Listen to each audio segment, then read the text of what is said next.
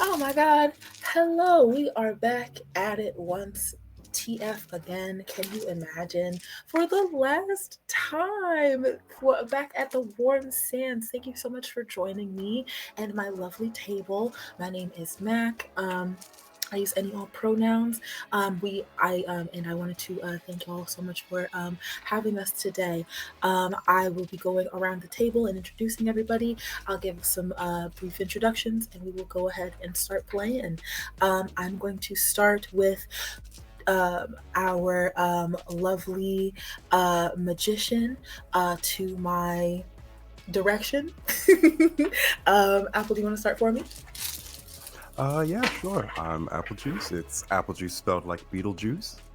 If you know, you know. I will be playing the wonderful magician Revel, who finally has their first ever magic spell, and now everything's uphill from here, people. There's no Yes. consequences for any actions, and take that to the bank. And that's all. Yes. We will check back in with that statement at the end. Artica, you want to go ahead? Hi everyone, I'm Arnica. I've been playing Kiva, who's absolutely just the unluckiest little being you've ever seen, but that's okay now because surely it's all about to go right again. Much like Apple, nothing can go wrong. Don't you remember? We're like laying in heaven. We're laying in my grandmother's garden looking up at a bottle tree. Like, obviously, things are fine. Exactly. Everything is so extremely fine, and actually, this is the real beach day session where we all actually go to the beach and have just like a very long volleyball game. But yes, my name is Mac, like I said. I am your humble GM. We last left our party of formerly three. Um, our lovely demonologist Nico, God rest his soul, was tragically killed in a truly heinous whaling incident in which A he boating accident. unfortunately unfortunately he did not make it. Um, and we had to get our folks away from that. He was, as our demonologist, he was in charge of the local, I suppose, hanger on succubus, Sistine, who has managed to sneak her way into the portal that Revel used his incredible first time ever magic trick to open. And has gotten in with promises that may or may not be kept. Um, uh, Kiva has retrieved her grandmother's ring, has made quite a few discoveries about, where exactly it is that we are as we are in. She has stepped through the portal that once again Revel has opened, and we now find ourselves laying under the big, beautiful bottle tree in her grandmother's front yard, or rather backyard, that is definitely just a bottle tree and nothing else. In light of this, let's go ahead and jump back into it. So, um, I made sure to end our last session having both Revel and Kiva describe their individual views of heaven, where heaven is for both of these characters. And the reason this is far more so because both Kiva and Revel are existing in the same place but in different heavens. So we Kiva looks to her right side and sees Revel laying next to her, and they both are looking up at this bottle tree as the light from some sun somewhere reflects through these bottles, and they slowly kind of clink in the breeze. Um, and you both hear this, but Revel, you are laying in much slightly taller grasses next to Kiva on your left, and You see the same sun coming, the same ambient light rather, coming from some sun somewhere. But you see clouds. It's far less of a clear day. And you see, yes, sort of big fluffy clouds, and almost out of the periphery of your vision, you see spires or kind of like flattened angles, almost as if these are large buildings just out of your vision, and you're maybe laying in some sort of central park. And Revel, I wanted to start with you today and ask you, why magic? And when I say why magic, I am asking not necessarily what got you there, but why do magic at all? Do you know what I mean? Is it more so like, did you just want the power? Did you want the attention? Like, what actually, what's underneath it all? What true Revel 2 magic?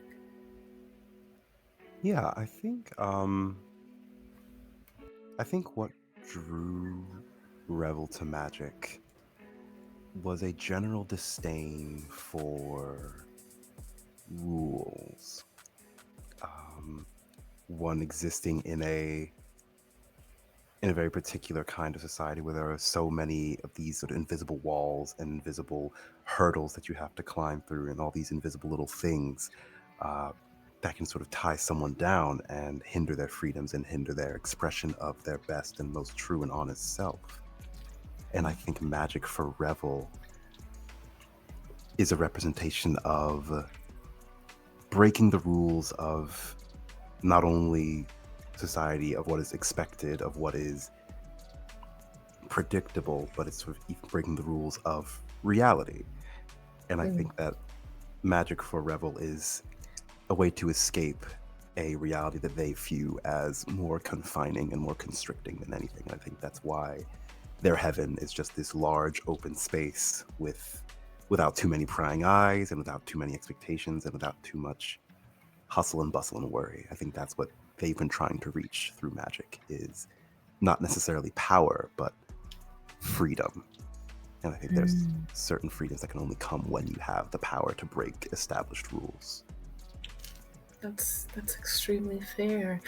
And Revel, I think, sort of feeling this new power sort of coursing through your veins for the first time, and almost feeling, I don't want to say on the precipice of a new beginning for yourself, because you've stepped into it now at this point. You know, it feels like just after you've started falling, not necessarily when you've reached acceptance, but when you have started to get your I suppose footing, but like just starting to kind of get the feeling of the wind rushing past you.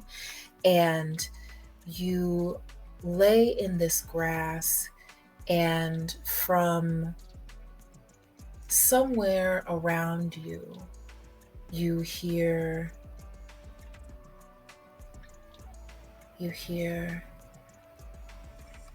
Revel, come closer. What do you do? Do I recognize do I recognize it as like Sistine, or as maybe like a separate voice, or It definitely sounds, yeah, it definitely sounds like a voice that isn't Sistine. And in fact, when you hear it, you notice Sistine's eyes kind of shift a little bit in her head, almost as if she's becoming aware of it as well. And Kiva, the bottles in the breeze sort of pick up a little bit. You sort of start to hear the wind kind of begin to intensify a little bit. Okay. Now, do I hear that instead of hearing like in place of Revel hears words, I hear that, or do I just? Yes. Revel Okay. hears that. Revel hears come closer. You hear the wind pick up. Okay. I think Revel like sits up and starts a bit and like looks around. Ikala, is that you?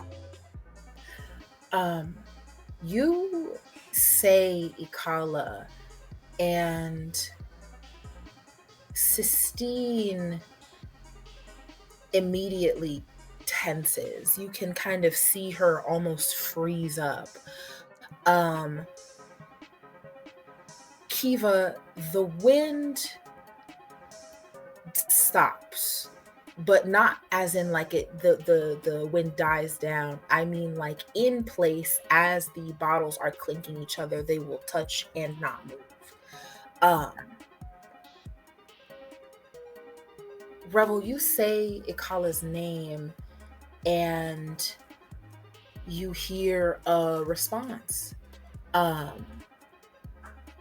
You hear Ikala herself say, Revel, can you follow my voice? I think so. I don't know if you're a good guy or a bad guy, though. Everything really sucks here. And this doesn't suck, but I'm immediately more suspicious that this doesn't suck, if that makes sense. Well, Kiva, can you hear this too? Kiva can, if you're saying it out loud, if you're saying this out loud, Kiva can hear this. Okay. I hear you, and I just kind of look over, and like I can see you as you are, but also I see you as a child, even though we didn't know each other as children. We were adults when we met. But I still see you like as you are now, but also it's the summer, we're both 7. So we're laying there just in whatever it was you were. What was your favorite outfit that summer? Because that's what you're wearing. That's what I'm wearing. It's a Power Ranger t-shirt, and it's some cutoffs from like a cousin. They were way too short. Her daddy said she could not leave the house in those, but that's fine because I was like 9 inches shorter than her, so they were perfectly sized on me. Oh, And I'm laying there, and I look over at you. I go, I don't like hear the bottles.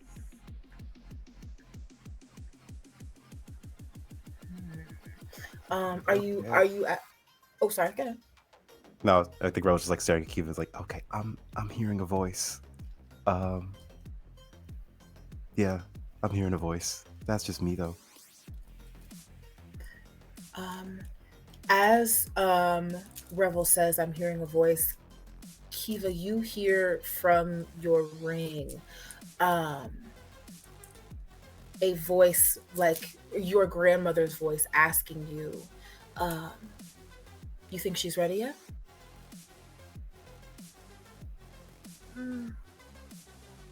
I look at the ring.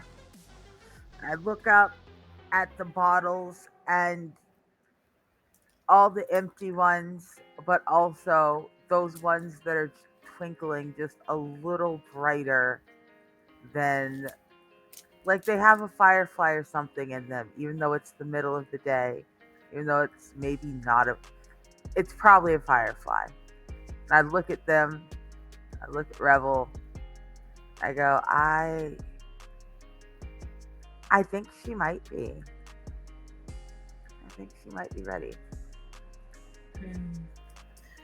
You, Kiva, hear in your mind your grandmother say, all right, well, go on get your little friend and call and follow me. We're gonna go get her ready now. And don't, you can't be squeamish. You know we've been talking about this for a long time. Go grab your friend's hand. We're gonna wash up as soon as I get you ready. All right. And so I sit up, and Revel, for a second, you you can see me as I'm seeing myself. You can see a flicker of this 7-year-old girl as it's the summer I lost both my front teeth. I've got I was obsessed with the number 100, so there are exactly 100 braids in my hair. There are 3 beads on the bottom of Lord. each braid. You know, and just for a minute, I'm just grinning at you, super excited, just this child. And then I look like me again as I take your hand and go, come on, we're almost done. It's almost okay. Uh, okay. And Revel will take their hand and just be like, just remember the last time you said it was all going to be okay. Where's Nico? um Kiva, when okay, Rebel says you last time you said it was all gonna be okay, and as he says where's Nico, you hear the bottles pick up over where's Nico, so you never hear that question even being asked. Okay. Mm-hmm. Um, Mm-hmm. so as Mm-hmm. we, uh, as I take Rebel's hand, we start to walk forward, and Mhm. behind the tree, there really wasn't much of anything. It was just misty, but we turn the corner of the tree, and you can see this shotgun house. It's in really good repair. It's been Mhm. taken care of lovingly, but it's still old as shit. Um, Mhm. you can tell that at least 3 generations of people were born in that house, and at least one of them were sharecroppers. Like, it's an old shotgun straight through from one side to the other. The porch is about half as big as the house itself, and the inside of the roof of the porch is painted a very bright blue. There are more Mhm. bottles dangling on the spandrel around, and we go up to the porch and we sit down. Okay. You have Revel's hand, and you two walk up the steps to this, or the steps of this porch. And Revel, you, in interacting with what you are experiencing to be empty space, you see, as you watch Kiva take a step up and seemingly have like the ground or the air underneath her foot almost harden to sort of support her weight. um you, almost as if it's a mirage, see the corner edges of these stairs kind of appear underneath Kiva, almost as if this is her conjuring this out of thin air. And you follow,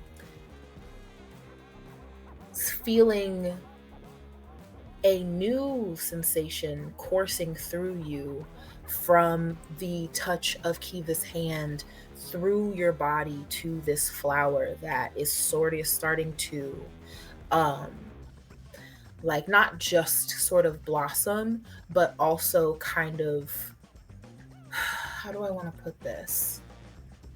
It shimmers like a mirage. It shimmers sort of with a visible heat almost.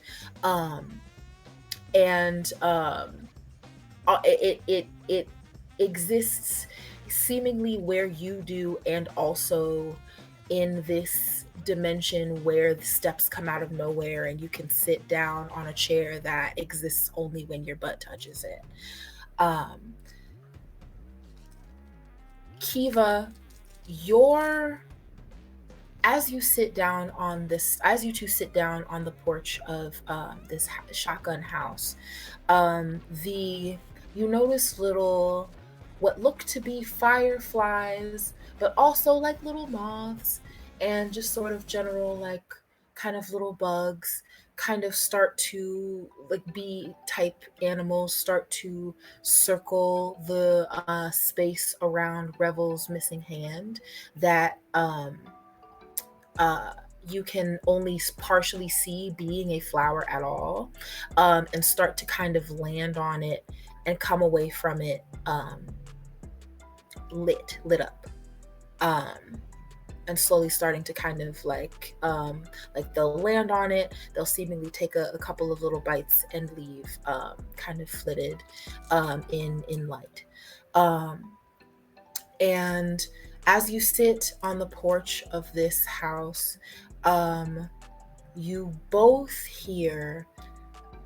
Kiva, you are aware of this coming from inside the house, but Revel, you just hear coming from behind you. Um, the voice, Kiva, it sounds like your grandmother. Revel, it sounds like Akala. Um, and it says, hmm, it says, now come on in and wash up now. And I'll show you exactly what you need to do.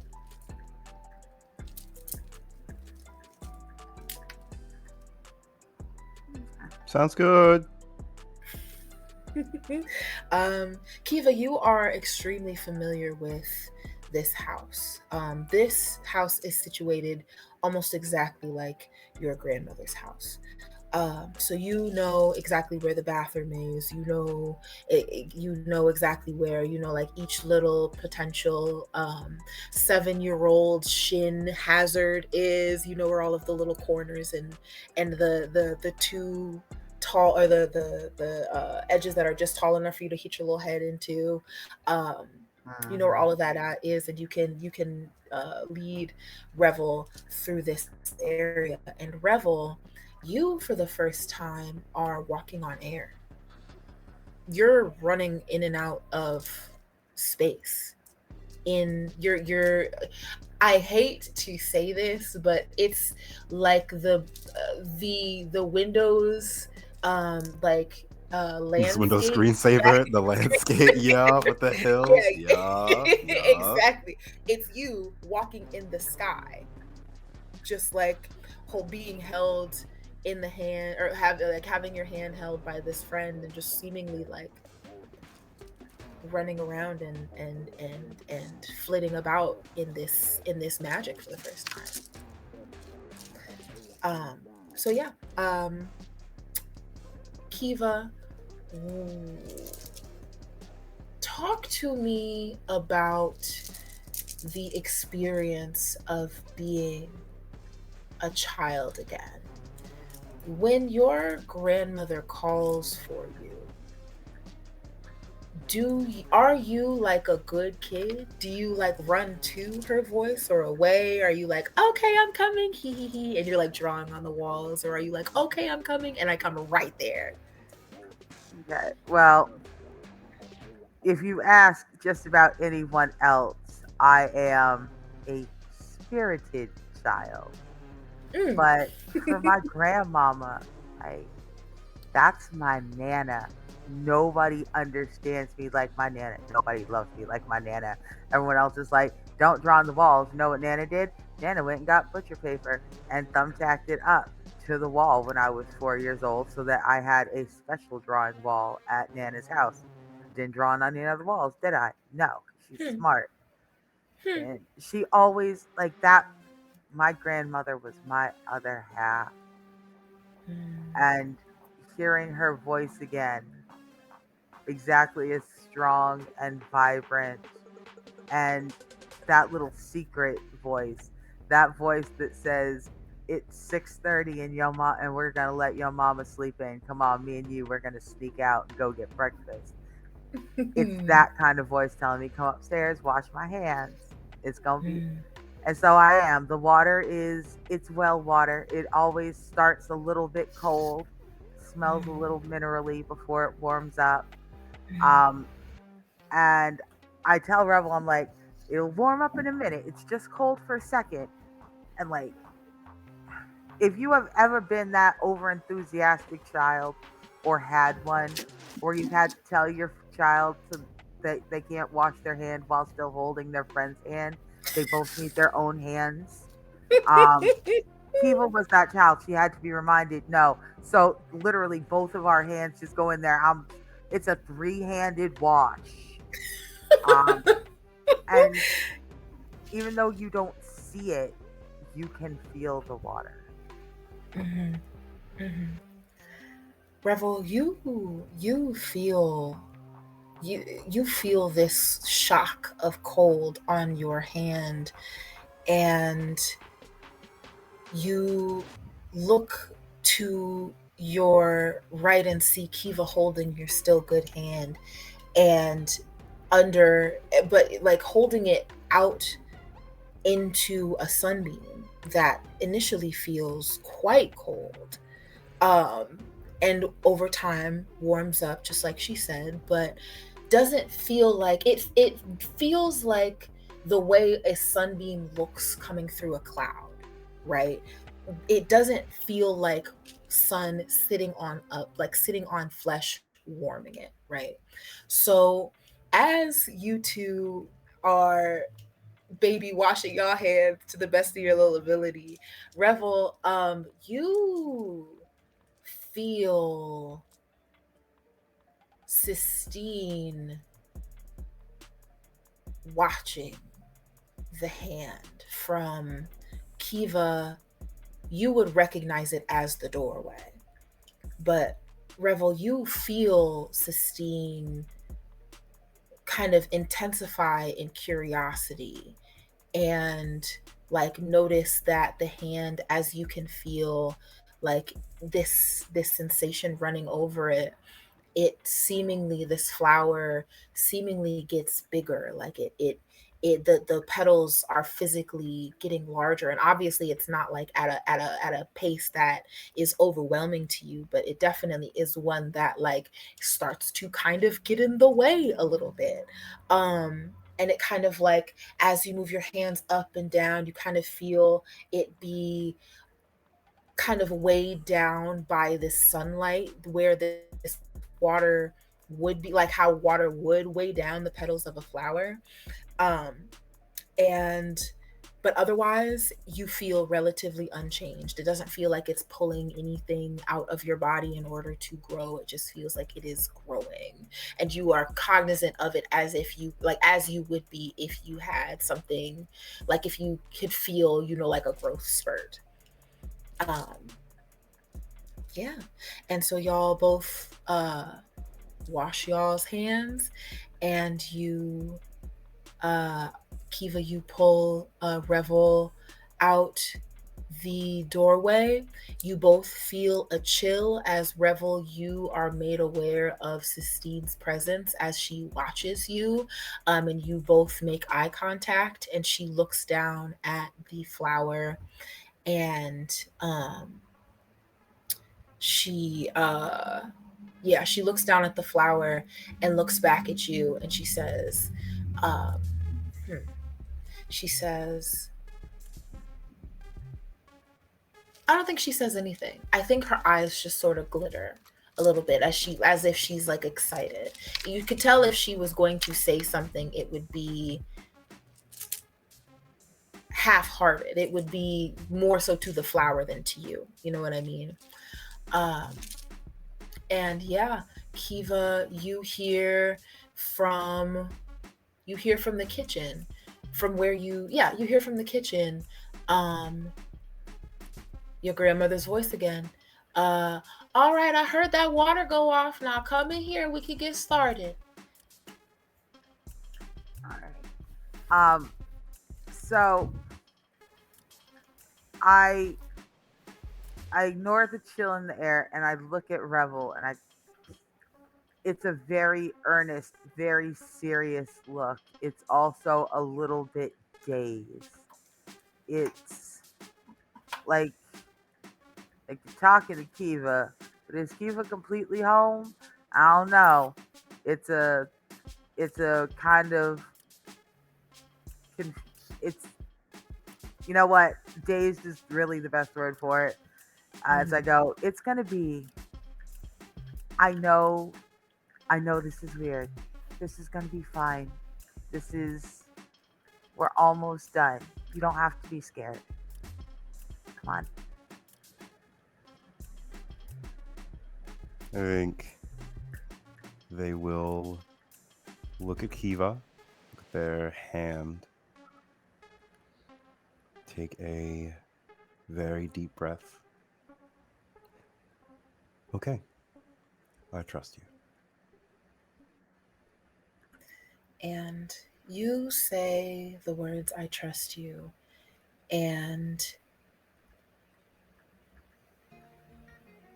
feel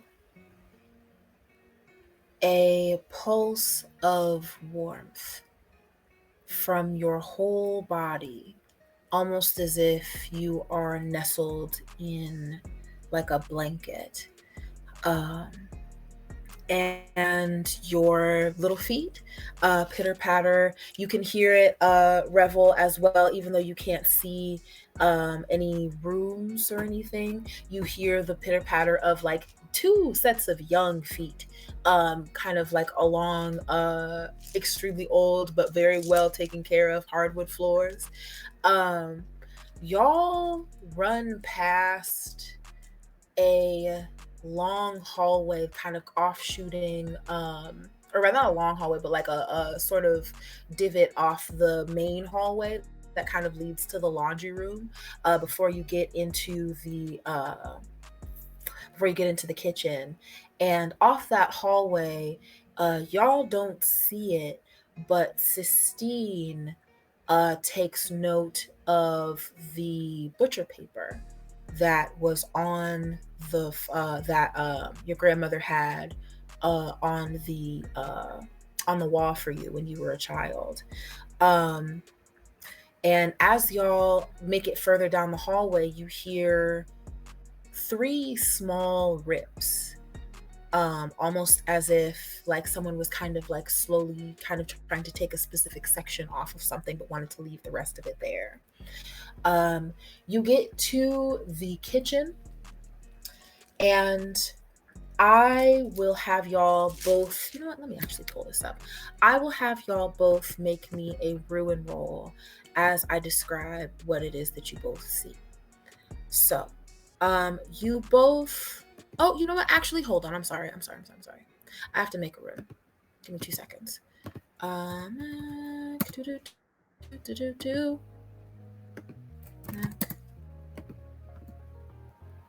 Okay. Sorry about that, y'all. Thought I had the room. But yes. Here is the room. And as you step into the kitchen, like I said, please make me a ruin roll. You both Kiva, you see the kitchen as it was in its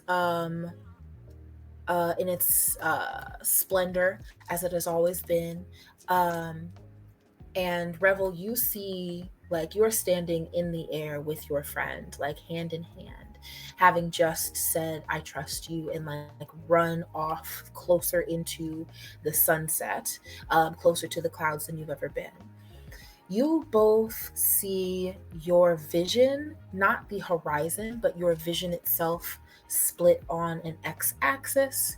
You see a line come up vertically, splitting your vision on a y-axis, and almost as if a flower was blooming, like a bud was opening up kind of this way.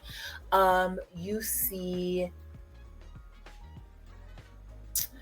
I would almost describe it as a waveform, but a space opens up in the middle vertice of these axes, um, and it opens up into void, like starry nothingness.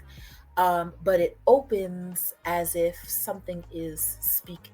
So Kiva, you see the kitchen, not necessarily things move in the kitchen like it is being like shoved into a worm or a black hole suddenly, but the you stop seeing the kitchen table. Does that make sense? Like when the mouth Okay. opens, you stop seeing like a specific area of the space. So you see it open, or you see this space open. Um, and Revel, you notice it first as Ikala says to you, "Okay, my loves. So I wanted to thank you both for coming up and seeing me. Um, Revel, I am deeply worried about this bug you seem to have on you, but," and she motions to Sistine, and she keeps looking. Motions to Sistine and then looks at Sistine directly, and she says, "But I don't think that you came with him, did you?" Sistine looks to you, Revel, and looks back towards the center kind of point where you all are kind of converging your gaze, and says, hmm, and says nothing, I think. Sistine can't speak to Ikala because, Kiva, I need for you to tell me how you have her bound as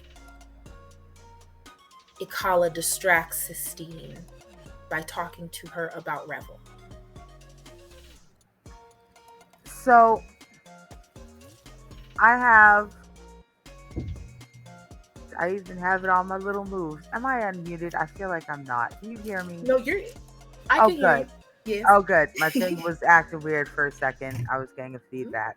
So Oh, I have, well, she's been talking to Revel, and while Sistine has just been staring greedily, just unaware of the way I've been watching her this entire time.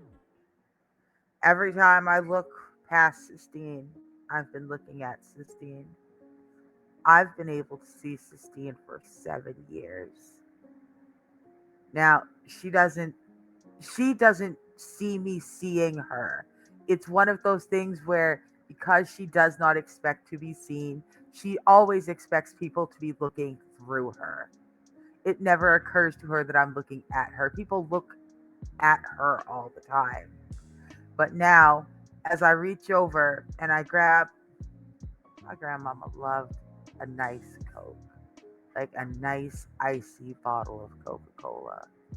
And so, of course, there is a freshly finished bottle. It's empty, but it still has a little bit of cool condensation on it. And I reached over and picked it up just as easy as anything. And while Sistine was looking at Revel, and Revel was looking at Escala, and I was looking at Sistine, I just blew across the top of that bottle. And it started to make a sound that a demon can't ignore. and Sistine is caught immediately off guard by this sound, this whistling coming from this bottle that she has never had to, even like in a frequency that she's never had to pay attention to. You know, this is she's been following at least she's been following at least you for at least 7 years, and so she hasn't had to hear anything that would make her beholden to her demonic status. But she hears this whistle and she turns to you, Kiva. Ikala Ikala's mouth opens wider in a yawn, but the space that opens up into this void in your vision begins to flutter at the end or around the edges, almost as if a circle could look angry. This is how it almost as if she is attempting to roar at this creature, and uh, she says, you know you can't look away from me, and you think that just because you've been outdone, that you can avoid me. And Sistine looks or can't take her eyes off of you, Kiva. She is truly appalled that you would even, she's been feeding off of you for years. This would be like a cow making its big beautiful eyes up at you, you know what I mean? No offense. This would be like a cow, this would be like a burger with googly eyes trying to make you feel bad for it, you know what I mean? This and so she is trying to truly burn holes into your brain with this glare. And Ikala grows angrier. Revel, um you can feel the air around you sort of flexing as Ikala, the goddess of this whole world, begins to grow frustrated with this creature that seems to have latched on to you.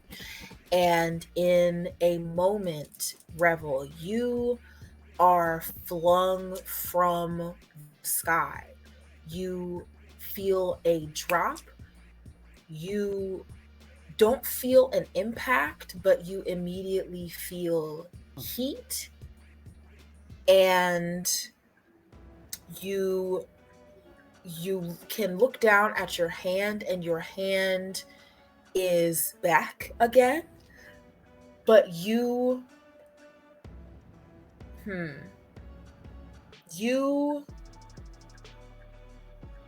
look to your right where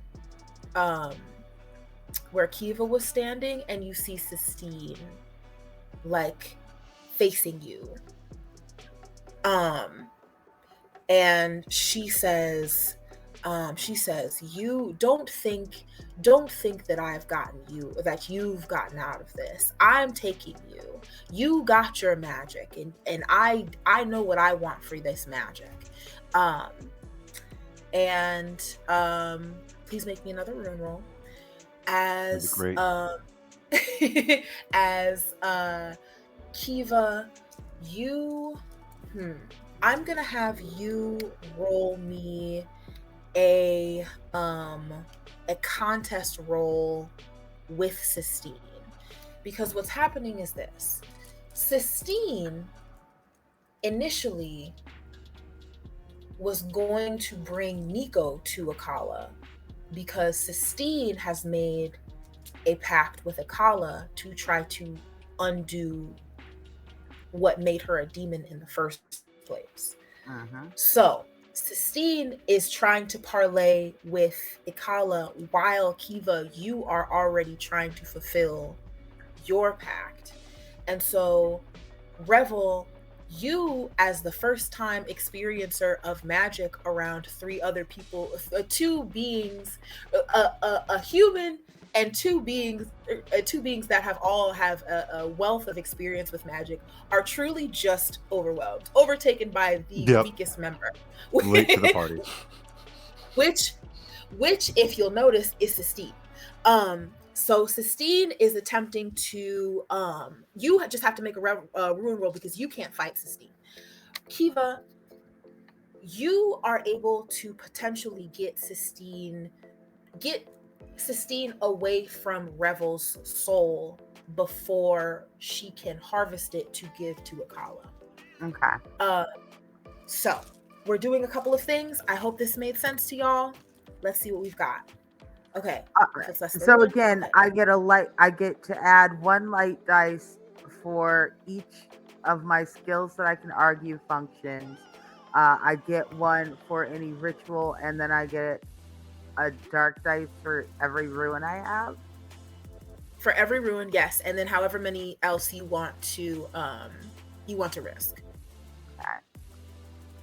So let's see. I'm gonna.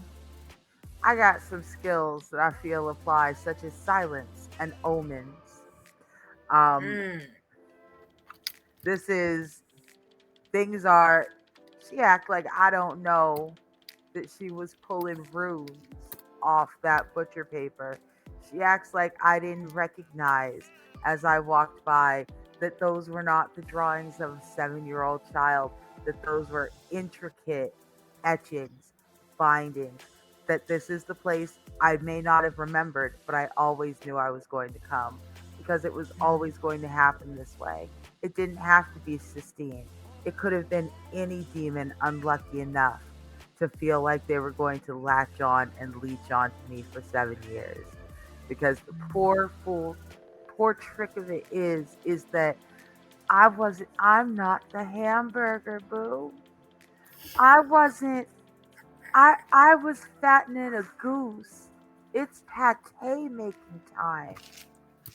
You can, there's a lot of big, terrible deals that you can make with enormous, powerful things, but they want so much.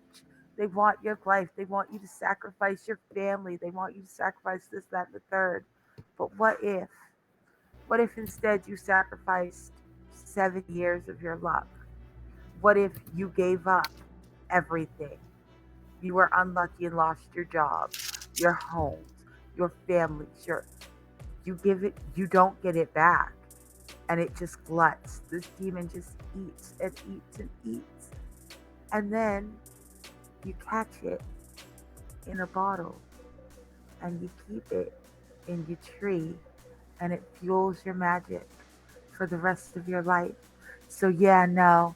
Omens, I got 'em. Mm. Silence, I'm demanding it. Rolls, I'm Mm-hmm. making them.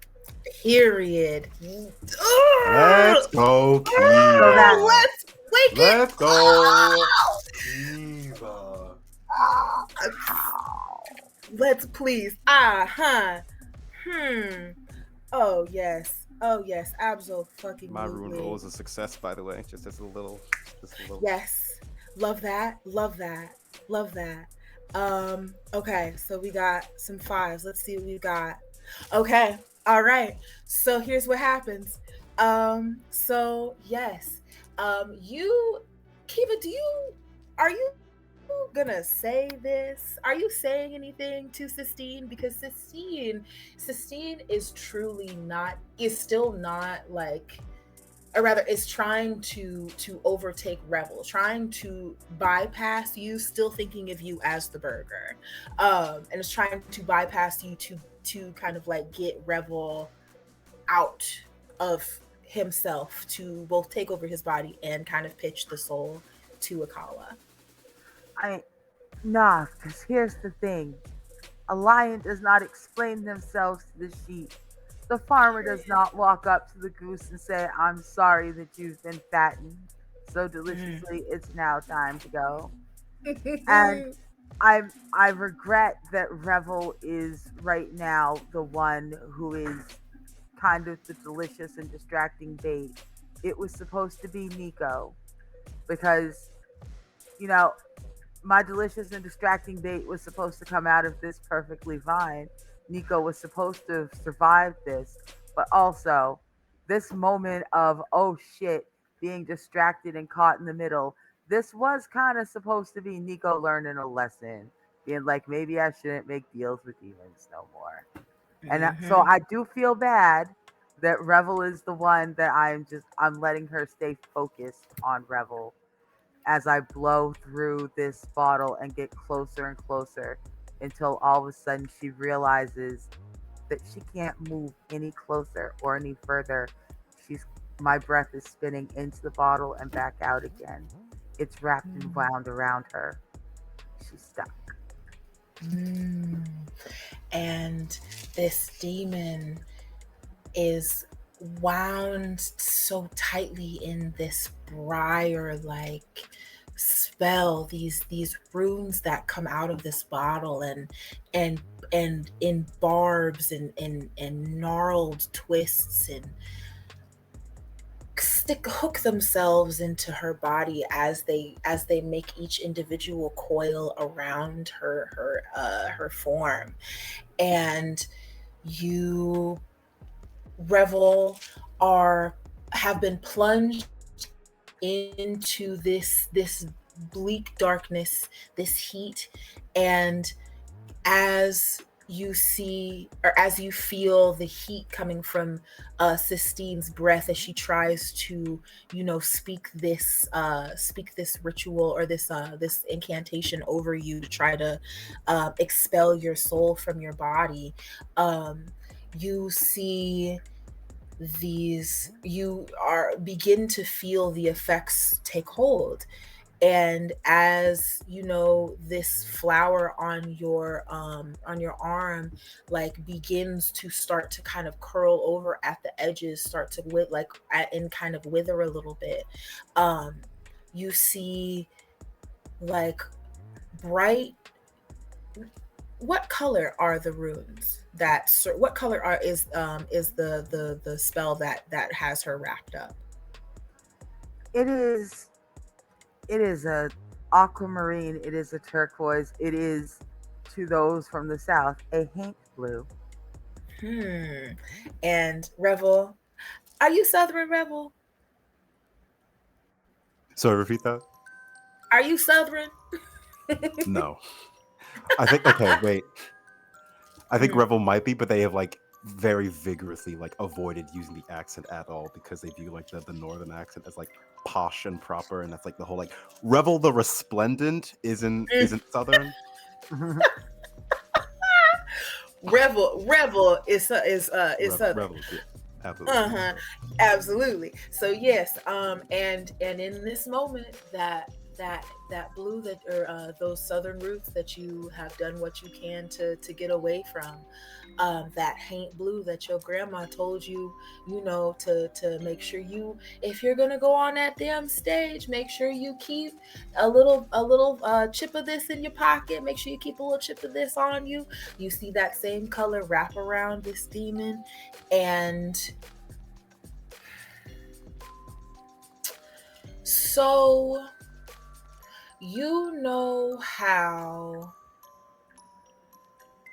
dog hair brushes or cat hair brushes have the little individual tines in between the big tines, so that when you brush it, or you brush the hair, it catches like the shed hair. It These briars rewrap, like kind of pull themselves away and rewrap around Sistine. And as they slowly start to reform and or unwrap and rewrap, it starts to pull more of Sistine away and off and into this bottle, until she is truly just rent down to her bones and like the last little bits of her. And Ikala looks to you, Kiva, and winks and says, "Now go get your friend. I'll keep I'll finish put her I'll make sure that she gets in the bottle, but just go get, you got to make sure you go get your friend." And Kiva, you see the ground open up underneath you, or rather, the floor open up underneath you. Revel, you see the top, or rather, you see a space above you open up on top of you, and Kiva, you are able to reach your hand out and grab Revel. All right. I do. I lean down, kind of bracing against it, and I no longer look seven. I no longer look tired. I look. You have not seen me this energetic, this not this physically and mentally well. I don't look tired, Rebel. I don't look like I'm sore. I don't look like I've just gone 2 rounds with anything. I look vigorous and enthusiastic and well as I reach in, wrap my hand around your wrist, and go, "See? Told you, no problem. You ready to go?" I think Rebel is like biting back a scream. Um, and I think they're like looking up at Kiva with just like pure and utter wonder. Like it like in Rebel's eyes, like just like reflecting like Kiva like is magic. Like at this point, like Kiva just like broke all the rules, got everything, has everything handled. And I think like Rebel's like seeing Kiva in a new light for maybe the first time in like the years that they've known them. Rebel goes, yeah, let's get the fuck out of here. Yeah, and you are pulled up back up onto the ground floor of Kiva's grandmother's house, which you see for the first time. And two chairs kind of fly out of from the kitchen table in the middle of the room, and a hmm, huh. Kiva, did Kiva ever have any childhood pets? Or Revel, did either of you have any childhood pets? I think Rebel had like 5 fishes that were like replaced secretly by their parents when they were a kid. And I don't think Rebel understood that the reason that they wouldn't let him get like any more pets was because they failed with a fish. And Rebel was like, "Why can't I get a dog? I took care of this fish really well." And Rebel just didn't know that they've just been replacing that fish every time that it died. Um, so that's Rebel. Rebel had a fish, nothing like attached though. Okay, okay, bet. All right. So it was an. It's not. It wasn't a. It's not a pet. It's a farm cat. It was a pet. She was the best of the farm cats. She was. She was one of those. No, the cat has to stay outside to keep the snakes away. But like she was always on the porch. She would come to my window when I spent the summer at Granny's, and I would let her in the house, and she'd spend the night inside with me, curled up on the bed. And of course, they knew I was letting the cat in the house. There's no way they weren't checking up on me at night and seeing me and that cat curled up in that bed together. But like that cat wouldn't let anyone pick it up, and it was coming in. I had a cat, and her name was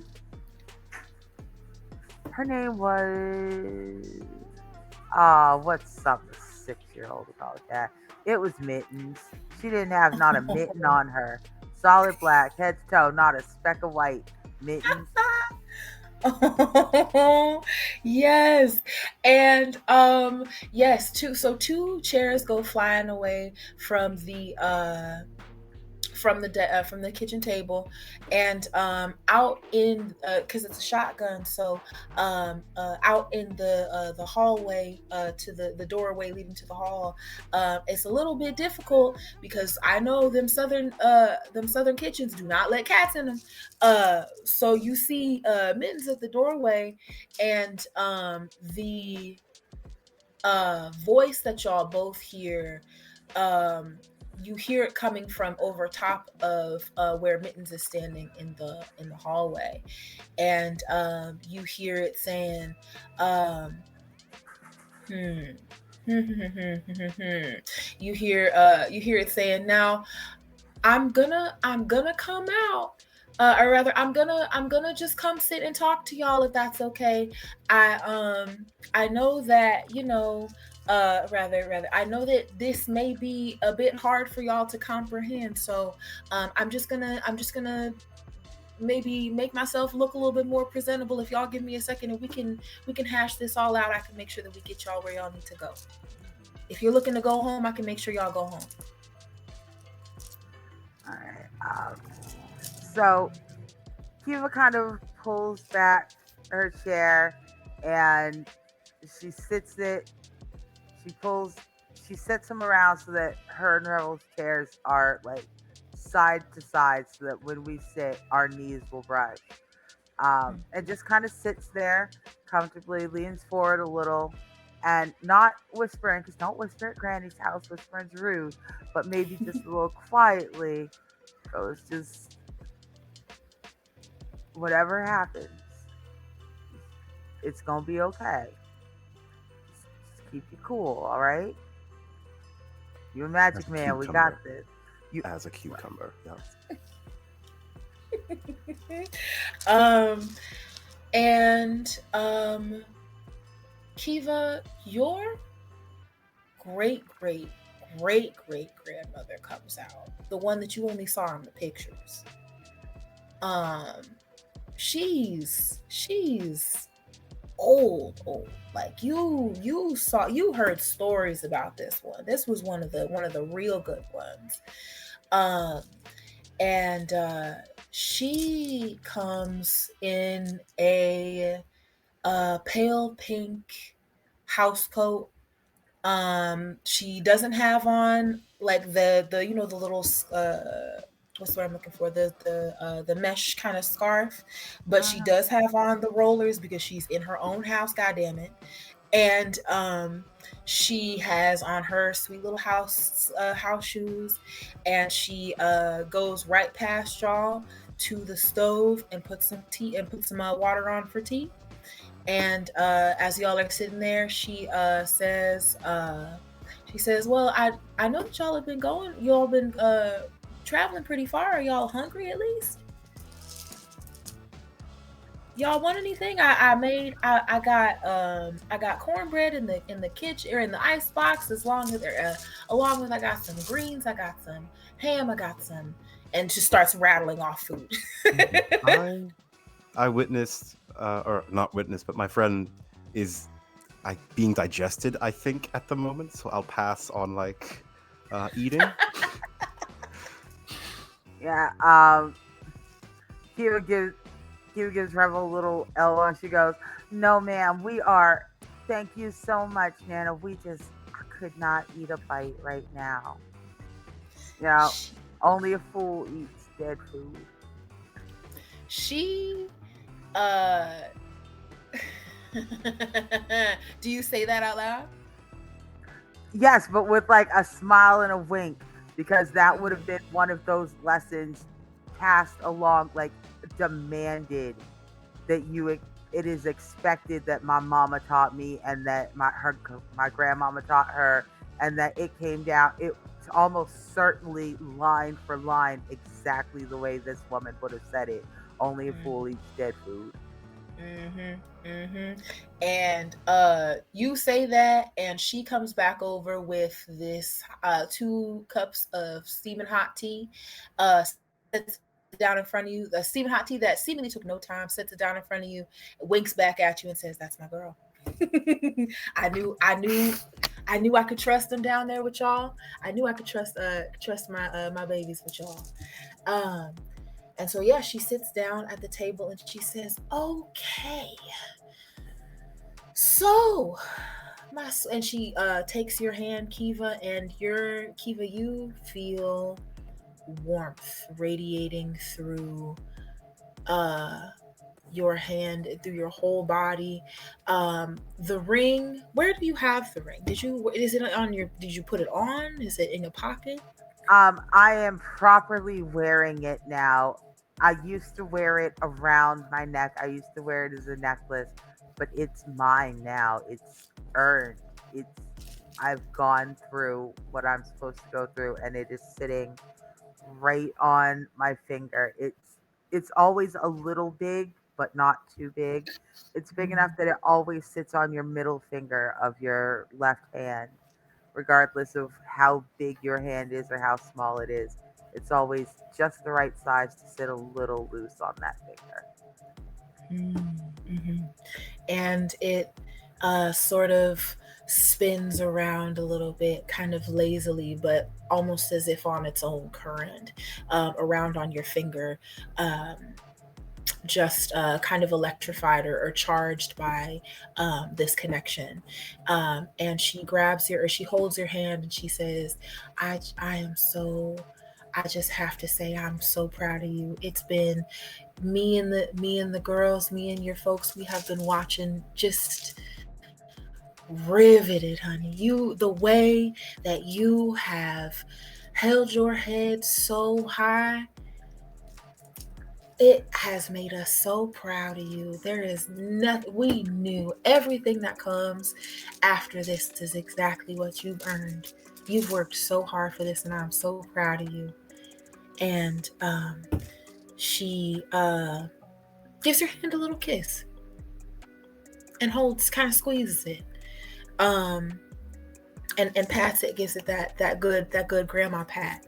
And she turns to you, Revel, and she says, "And I am very surprised to see how well you've been taken. You know, it's usually when people get this far, they don't handle it. They don't handle it very well. So I'm really pleased to see that we keep getting good, we keep getting good stock. And I think you're going to be really excited about, I think you're going to be really excited about the way you leave here today.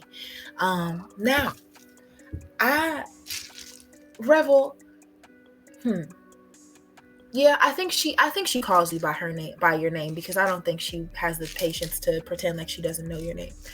Uh, Mhm. but she says, and so Revel, that that flower on the end of your arm, how have you been? How's it been suiting? How's it been treating you? You been okay with it?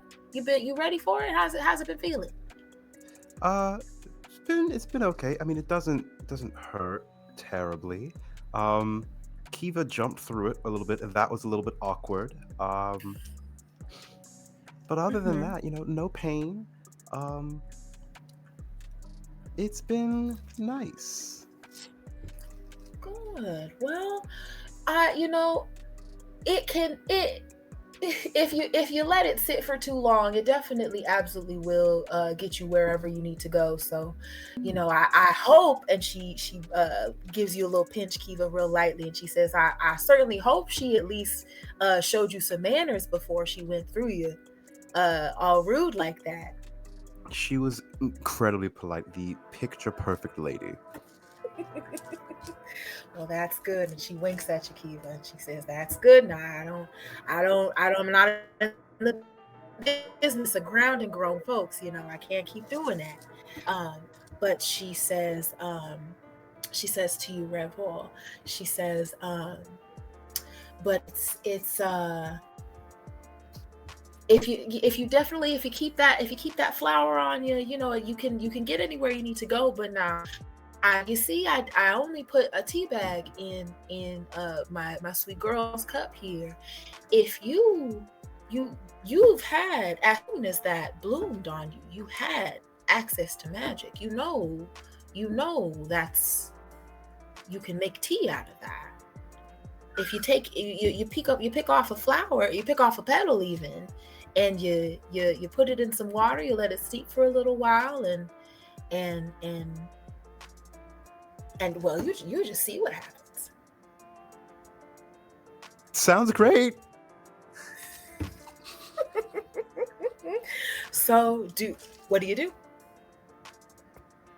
I think Revel looks there and like not realize that they meant like now, and so they're like sitting in silence, like nodding and smiling along, and just like completely oblivious. And then you go, oh, and then they will look at Kiva and then sort of like pluck a petal off, and just kind of like, is there like a teacup, like a cup of like water nearby? Yeah, I think, and as you're plucking the petal off, Kiva's great cubed grandma Hmm. hops up and goes and grabs a big washed mason jar, um, and brings it back over to you and says, now, I'm gonna prepare you a little bit of the tea, just so that you can have it, but just so that you know, the over time, I want you to drink this and get yourself acclimated, because you can eat it all at once and it'll make you immortal right away, but you also might die. So we'll just Thank you for that put you on. warning. I personally really like to just express I sincerely appreciate the transparency and open communication that you've had thus far. That other lady, that Sistine lass, ugh, tighter lipped than some kind of southern simile that I don't know. But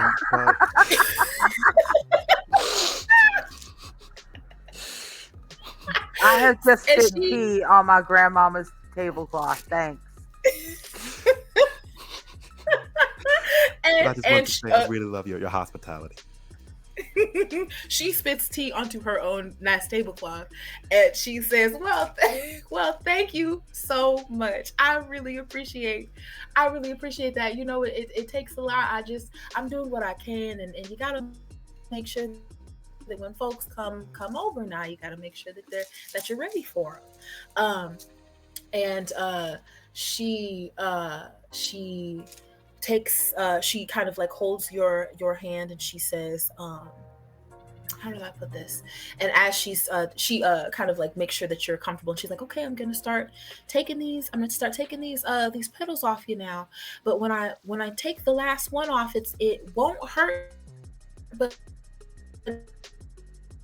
you're gonna feel a little bit of some pressure. But that hand, I promise you, that hand is gonna be fully functional before you know it, okay? And Wonderful, sounds just great. kind of like doting over you as she takes the petals. Perfect. And I she didn't want to dotes over you complain, so as too she much takes and in the good company, petals but off. I do miss fingers. One often, I don't blame you for don't blame me at all. You know, I couldn't imagine myself not having fingers. You know, someone's got to be out there in that damn garden. Um, Mhm. and so as she's pulling the petals off, she's kind of, you know, jokingly going back and forth with you, and she starts to prepare the flower petals, and she says, yeah, you know, that's Sistine. And remarking to Kiva, she says, "That's Sistine. You know, we were awful surprised that, you know, you again, you handled it with such grace, but and you're never supposed to make those. You can't make pacts with those demons, and honestly, you know, you shouldn't make pacts with most things. It doesn't often lend you to most good, to anything particularly good." Um, and she continues breaking down the flower petal, and she finishes. She puts the lid back on the jar. She brings it over and she sets it in front of you, and she says, um, now, because we are still in heaven, you have the option of getting yourself acquainted with your powers before you get back out to the main plane, as it were. So if you wanted to, um, I'll give you sort of a brief overview of what I'm pretty sure you're able to do. Um, and she, um, Revel kind of like holds the hand that still is there, and she begins to tell you about what it is that you can do now. You not just because of the flower, but with Ikala's blessing, you are able to manipulate your own atoms. So it's amplified in heaven. In heaven, you can kind of become anything and do anything, but on earth, at the very least, you can conjure things out of thin air. um, and yeah, it she begins to kind of wax poetic a little bit about it, but she finishes off and she says, okay, yep, and it's gonna take a little bit of time, obviously, to recover. It requires a lot of energy to do stuff like this, so don't be surprised if you wake up tomorrow and you feel like you got hit by a truck. But yeah, if you want to, we've got nothing but space out in the yard. And if you like to, feel free to go throughout the house and try out your power, see how fast you can get from one end to the other. Or if you want to go out front and test some things out, you're more than welcome to. Um, and so yeah, Revel, she gives you carte blanche to sort of explore as you will. And so I will ask you, Revel, um, your first day ever with magic, what do you do? I think Rebel, I think for the first day, they spend a lot of time just like conjuring different cards. Just like standard playing cards. I think Rebel is still in the shock of, wow, this thing that I've been like trying to achieve for like most of my entire life. Like I have it now, and it's here, and I have it. And so they're kind of like very uncharacteristically trying to take things slow. It's sort of like conjuring cards to do the general sort of like sleight of hand tricks that they're familiar with. And I think then over the course of the day, I think if there is like any garden, because they know that they mentioned trying to tend to a garden, I think Revel would be spending the rest of their time trying to conjure various flowers and various different like herbs and useful and pretty things to sort of like spruce up the garden of this lovely little person. Hmm. And yeah, you, Revel, go out onto the back porch. It's later in the day. The sun is the light in the sky indicates that it must be later in the day. It's a little bit the sky is a little bit blush, and you start to hear kind of like soft. The closest thing I could describe it as is like soft kind of grasshopper noises, like little chirps and what have you. And yeah, Revel, you take some steps off the property, or off the house itself, and are sitting in the garden, testing your chops. And Kiva, you um have, I assume, have been nursing your tea, as, or rather, have been sat with a cup of tea as Revel goes, or your distant relation goes about just explaining to Revel the qualities of his newfound powers. And Kiva, you, when hmm, when you heard stories about this grandmother, what about her made you sure that the things that she was doing was powerful? Well, it was, I suppose it was just the power was good, but I'll be honest, it was less the power than the cleverness. Any any poor sucker willing to make a deal with the right or the wrong thing can be powerful. But being clever, being able to outthink that right or wrong thing, being able to, we do love that, and that in itself is more important than any other power. Mm, And it's been sitting here in her presence has been spectacular because she is almost suspiciously like, it's been a bad couple years. I knew you can know the price you're paying and still be like, woof, what an expensive ass price. It's been a rough couple years.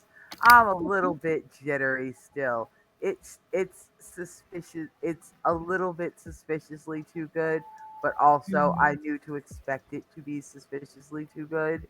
Like they're mhm, like, no, no, no, you don't understand. It'll all work out, and that will feel like a booby trap, but it's not. Trust me. mm, So I'm sitting mm, there at that spot, at the part where I'm like, this all feels too good. Trust me, it's fine. mm. And yeah, you sit there, you're there truly trying to regulate your own cortisol levels. Um, as you hear your distant relation, truly express that cleverness. Show both you and Revel why she was able to duck and weave the way that she was throughout the spirit world.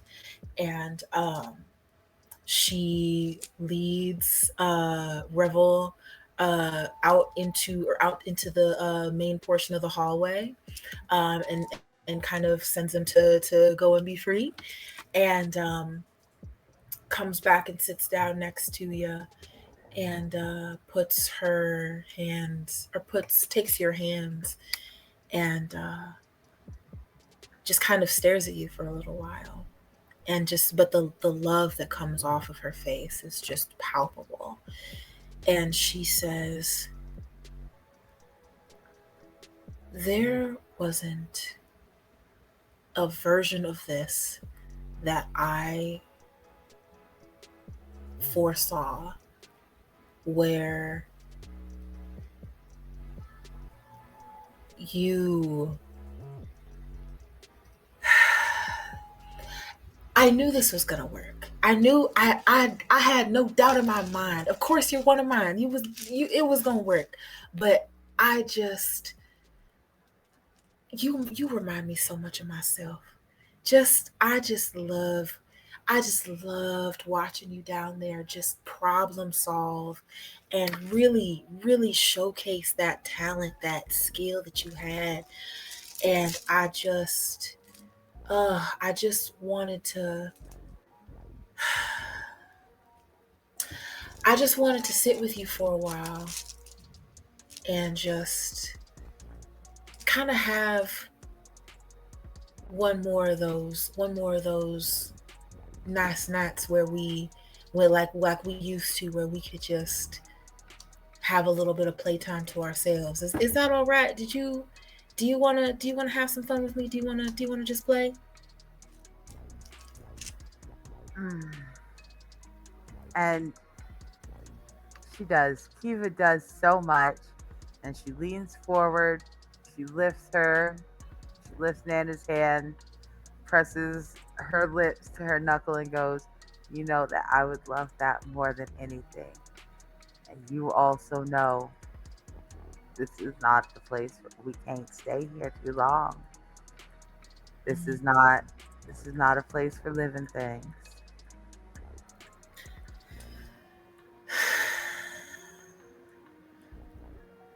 She squeezes your hands, and she like rubs your knuckles with her thumbs, and she kind of smiles a little bit, and she says, you're right, I know. I just was really hoping that we could,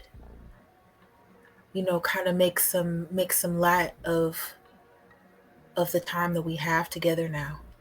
um and Kiva, you hit 6 ruin already.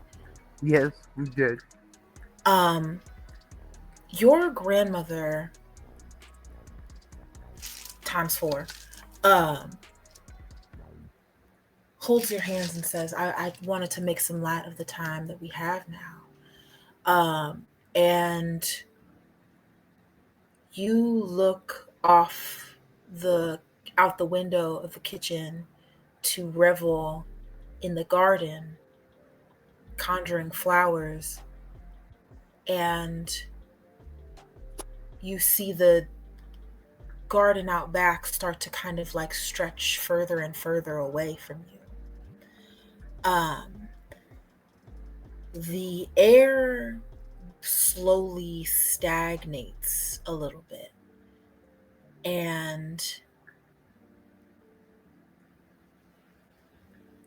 the a sheen comes over the window, like a sort of deep green kind of a patina sort of begins to form, not where the window is, but sort of around the window. Mm. And your grandmother says, now, I don't want you to be scared now. We can still make sure that the babies are going to be as well taken care of. I was able to talk to you from here, and you'll be able to talk to them from here. And they will never have to deal with the shit that we had to deal with. Pardon my language, but this is I can guarantee you that we can make sure that, you know, at the very least, you will at least be able to what's what I'm looking for? You will be able to protect them. Uh, But I had to get your friend out of here before we went back up the tree. Um, yeah. I guess. I guess maybe I am. I guess maybe I do have time to sit a spell, have a little something to eat. Is yeah. there? Is there any chance I can catch up with Revel real quick, just for a minute before they're gone? She holds your hand tighter and she says, oh baby, you know we should never have made a deal with anything. You can't, none of us can see anyone. We're bound to each other. And you hear the wind pick up and a faint whistle and a light clinking. And there you are in your grandmother's home forever. Revel, you can remain in this garden conjuring flowers. And from your point of view, the house never moves. You see, you know, you look in and, you know, you look to the house and there's lights on, and, you know, the sunlight is slowly starting to kind of fade out of the sky. And but you know, it's still a good ambient light. And I wanted to ask you, Revel, when you look in the window, how do you know that Kiva's dead?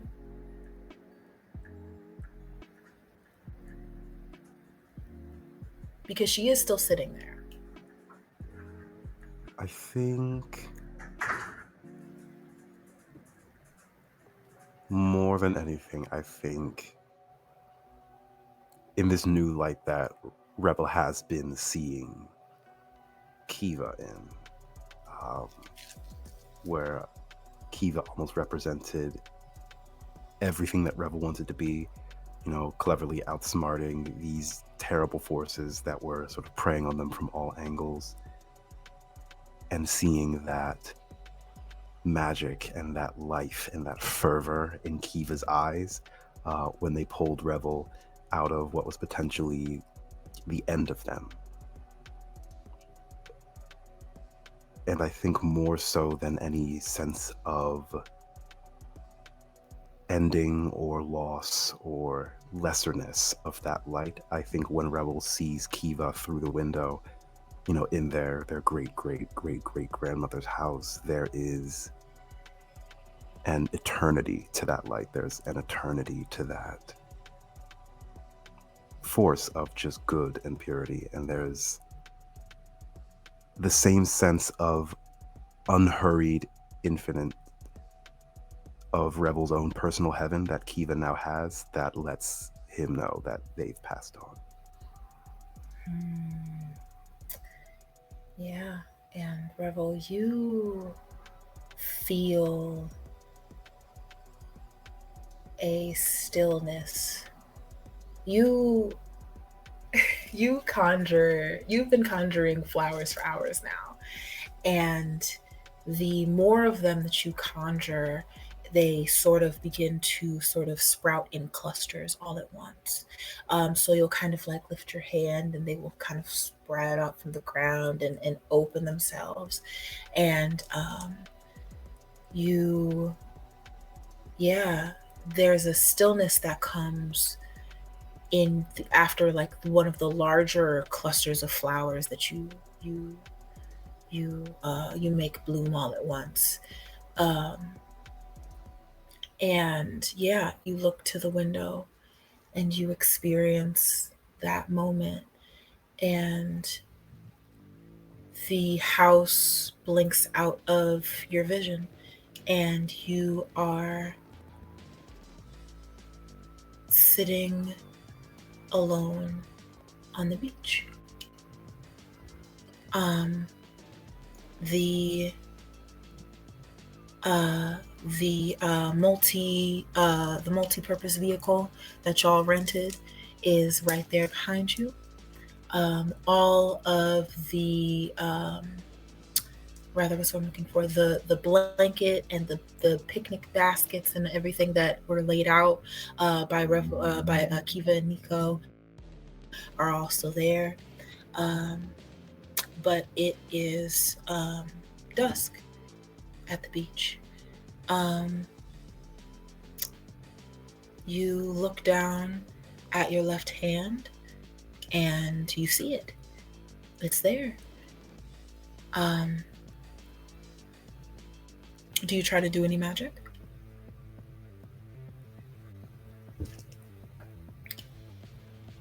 I think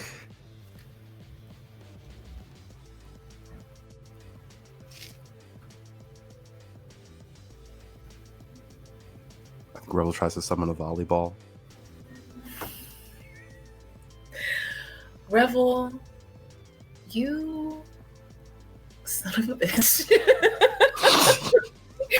You sit on this beach and the waves sort of lap against your eardrums. Everything is extremely still, and you look into your outstretched hands as you sit, and you begin to conjure a volleyball. The volleyball appears almost instantaneously. The hand that you feel and then see press down onto it to sort of grab for it um, comes about a couple of minutes later. And so you feel this, you see this hand come seemingly out of nowhere and touch this volleyball. What do you do?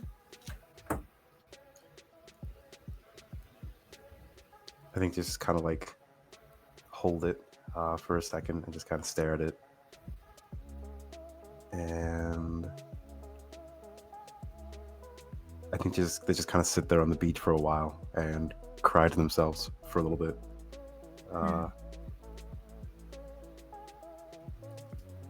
And they probably stay like that for hours until like the sun is getting low. Mm-hmm. Mm-hmm. You, and you weep softly. The volleyball flits in and out of your hands wildly. Sometimes it's being touched, sometimes it's not, sometimes it is covered in blood or it's got like a fish on it or something, but it is constantly shifting in your hands. And you hold yourself under the softly dimming light, and you eventually stand and walk over to the multi-purpose vehicle. And do you leave right away? Do you sit in the car or sit in the boat? I think they'll kind of like look back into the back seat with just all the supplies that Nico and Kiva brought, and the empty spot where the sort of like snacks were supposed to be. And they'll just kind of like nod to themselves. And just mutter a quiet, soft, very soft, like thank you to both Nico and Kiva for getting them through that. And then they will head out. Yeah. And yeah, you put the little key card to the side in the center console, activates the push button start. You push the button, and the engine warms, and the engine warms. The ship begins to lift, and it leaves a soft indentation as you raise off into the sky away from the warm sands. And that's it, y'all. I wanted to thank you all so much for everything. And my God, I was gonna ask for if y'all wanted to do any epiloguing, but I I'm will dead. leave it. I was gonna say, well, I will leave it to you. You're worse than dead. You're back with the fam. Better than dead. I'm back with the fam. Yeah, better than dead. So yeah, you want to talk about a life in a genie in a bottle? You know what?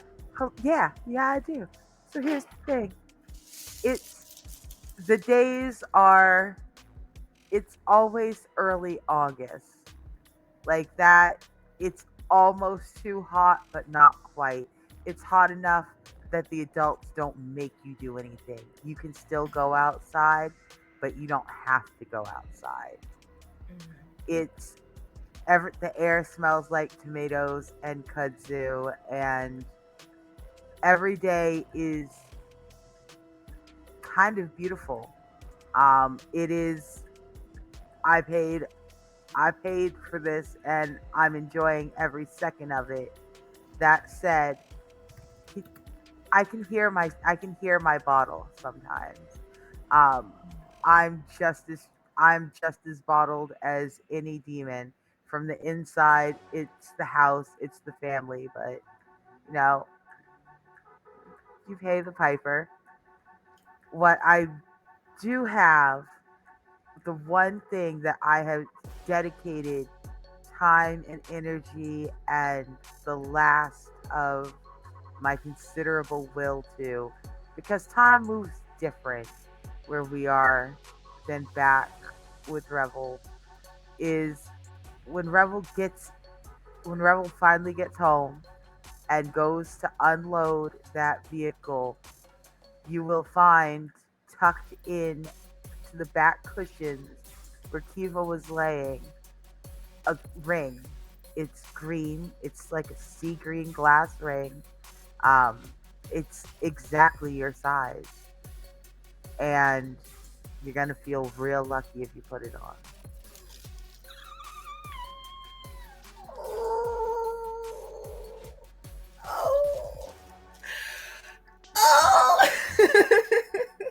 Golly, fuck shit.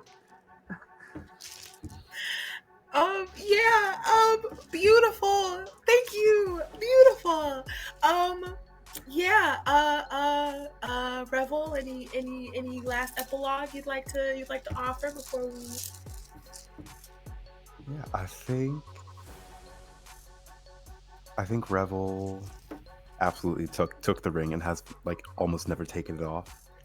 I think more than anything, as they sort of like progress through their life, they sort of give up the sort of stage like showmanship aspect of their magic, and I think they begin teaching at the college. They I think they would have started with demonology, sort of like picking up where Nico left off, and then just kind of moved through and started teaching different courses and sort of teaching people how to use magic and how to wield magic responsibly, and just kind of making sure that what happened by those stands hopefully never happens to any one of their students ever again.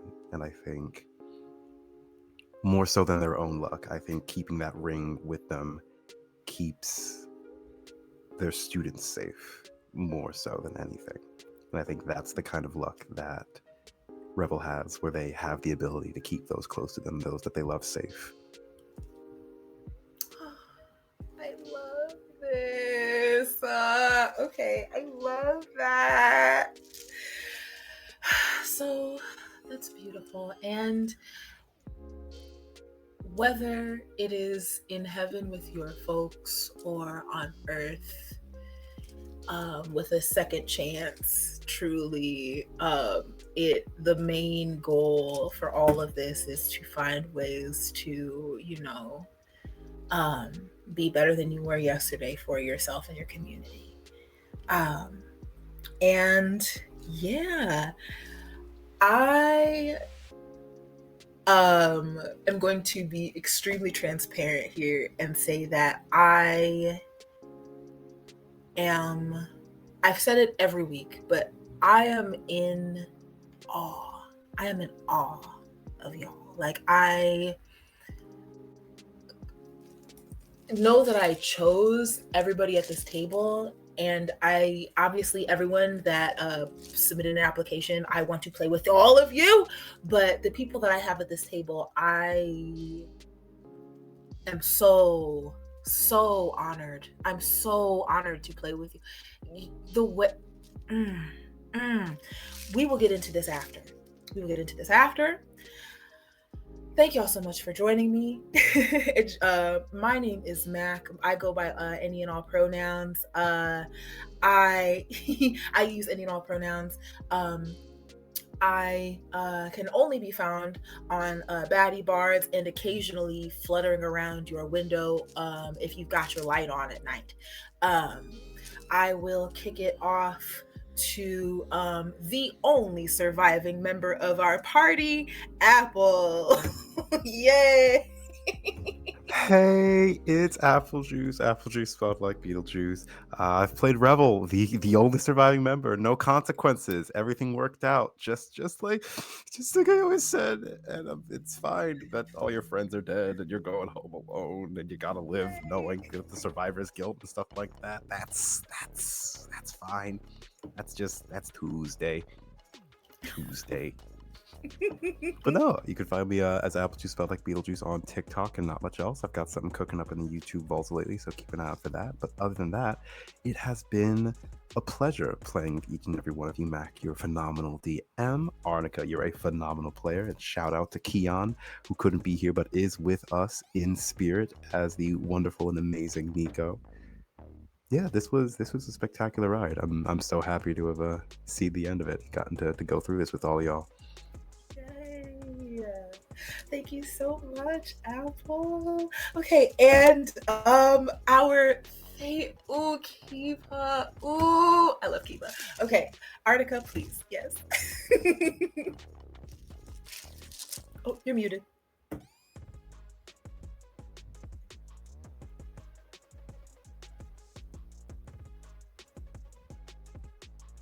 Yes? Okay. Yes. I definitely didn't have to push the same button 5 times. Now you see why I was like, am I unmuted earlier? It's acting like a bitch. Anyway, awful. Hi, everyone. I'm Arnica. I've been Kiva, our unlucky friend who really has just been fattening a demon like a goose the whole time.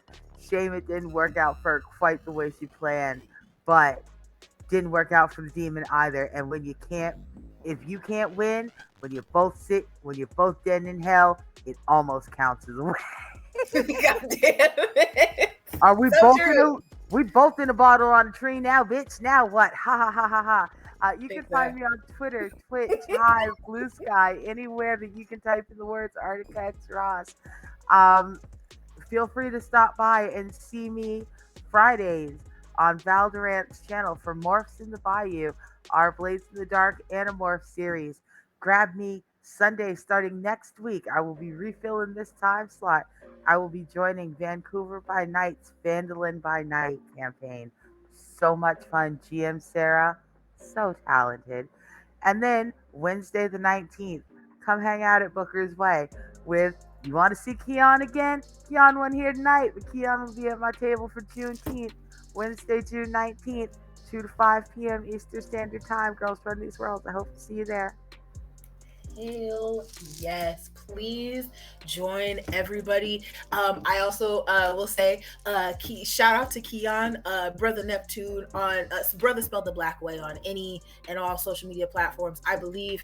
And I just wanted to give a shout out to everybody. Thank you so much to my phenomenal table. Thank you to everybody on BaddieBards that's modding and producing and in BaddieBards. Thank you to you and your presumably black ass for watching this. Thank you. My God, I just am so grateful and honored.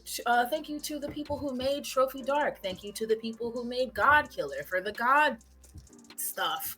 And yes, I hope to see y'all back here, same bat time, same bat channel, or same bat channel, different bat time, for all of our other shenanigans that we will be getting up to over here. And yes, without any further ado, I will let y'all go, and I hope you'll have a beautiful evening. Thank you all so much for coming and joining me. Bye. Bye.